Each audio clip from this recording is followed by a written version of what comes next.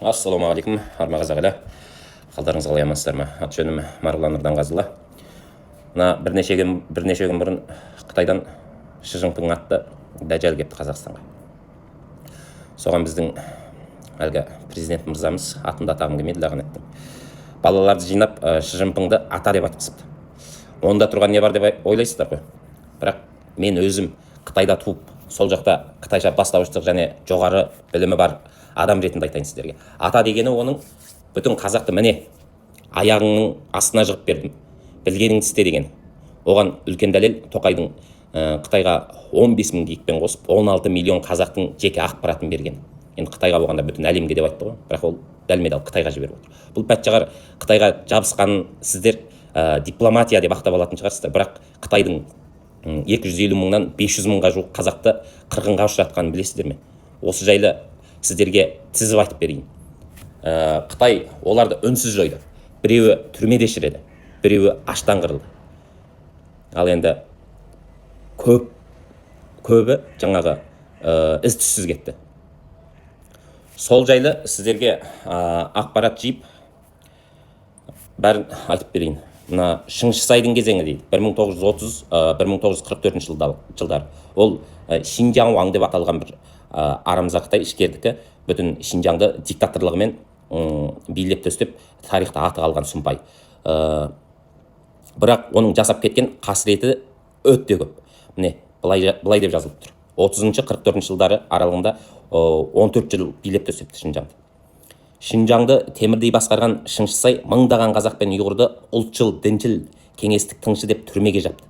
Мына бұл жайлы қылмыс дейтін роман бар, Қажумар деген кісінің жазған. Соны оқысаңыздар, ойбай енді. Қытайдың бетіне де қарағың келмейді. Жанына жолаудан жиіркенесің. Не істемеді бұл бәтшағарлар бізге? Тек дейді, осы кезеңнің өзінде 30-да 50 мың қазақтың өмірі қиылды дейді. Шыңшысайдың кезінде. Бұл тіркелген екен, ал тіркелмеген өзі қаншама. Ал екінші 1940-1951 жылдың аралығы Оспан Батырмен азаттық күресі. Қытай отарына қарсы қазақ халқының соңғы шынайы үміті Оспан Батыр еді. Ол Қытай коммунистермен де, Гоминданмен де соғысты. Оны отарлық зұлымдыққа қарсы соңғы найза деуге болады. Оспанның өлімі тек Батырдың емес, бүкіл Шығыс Түркістанның еркіндіктің өлімі болады дейді. Осы соғыста ең азы дейді 20-да 30 мың қазақ қырылды дейді. Ал ойлап көріңіздер, бұл тіркелген екен. Жер реформасы мен мәдени революция 1950-1960 жылдар аралығы. Қытай қазаққа егін егуді үйреткен жоқ. Ол еркін ойды жоюды үйретті. Жеке меншік жойылды, мал ортақ болды, ой партияға тиесілі болды. Бұл дәл мына кеңестік заманда Қазақстан тағдырымен сәйкес келіп тұр ғой бірдей. Бірақ та бұл жерде 50-60 жылдардың аралығында болған. Бас көтергендер ату жазасына кесілді. Жүздеген молда, ұстаз, шежіреші контрреволюция болып түрмеде шіріді. Бұл кезеңде кемі 100 мың қазақтың тағдыры қиылды дейді. Ал не дейсіздер? Ашаршылық пен босқындық 1958-1962 жыл. Қытай ұлы секіріс басталды. Бірақ қазақ үшін бұл ұлы ашаршылық болды дейді. Азықтық мемлекет тәркіледі, тура Қазақстандағы сияқты. Қазақ аштан өлді. 30 мыңнан астам адам қырылды. 200 мың қазақ Қазақстанға қашып келді дейді қайтадан. Бірақ көпшілігі жолда қаза тапты дейді. 200 мың ішінде қаншама қазақ қырылып қалды, өздеріңіз ойлап көріңіздерші.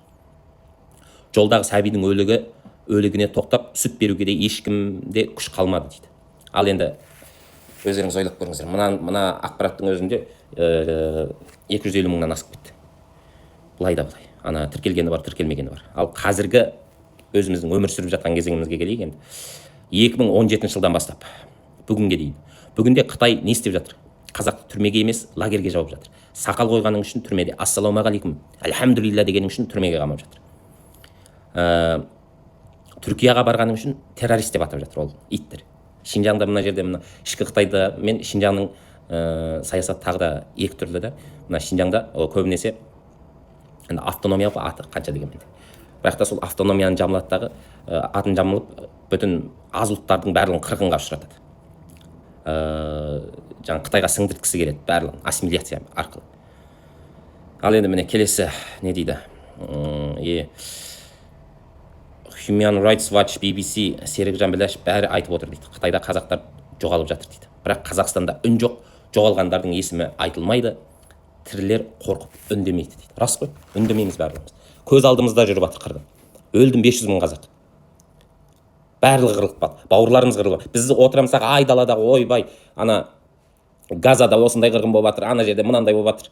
Бүтін өзі дүнияви әлемдік саясатты айтып кетеміз да, көпіріп, лепіріп. Айналайын, мына жаныңда отыр ғой, қырылып бауырларым. Соны неге айтпаймыз? Қорта келе, Қытай қазақты қалай қырды дейсің? Тәңкімен емес, заңмен емес, лагермен, аштықпен, үнсіздікпен қырып жатыр Қытай. Бірақ ең қауіптісі мәңгүрттікпен қырып жатыр. Себебі біз үндемейміз. Біздің елде емес қой, ол Қытайдың ішкі саясаты деп биліктен бастап айтады, ал оны біздің қарапайым бұқара, қара халық қолдай кетеді. Енді ойлаңыздар, бұл қауіп біздің Қазақстанға да төніп тұр. Ұрпақтарыңыз болашақта Қытай тілінде ойлап, қытайша ән айтып, қазақтың кім екенін ұмытып, оянуын қаламасаңыздар, Қытай экспансиясына қарсы оянайық, ойланайық, шіріген жүйені төңкерейік. Видеоны бөлісіңіздер, сау саламатта болыңыздар, лайк басыңыздар, пікір қалдырыңыздар, сау болыңыздар. Ассаламу алейкум.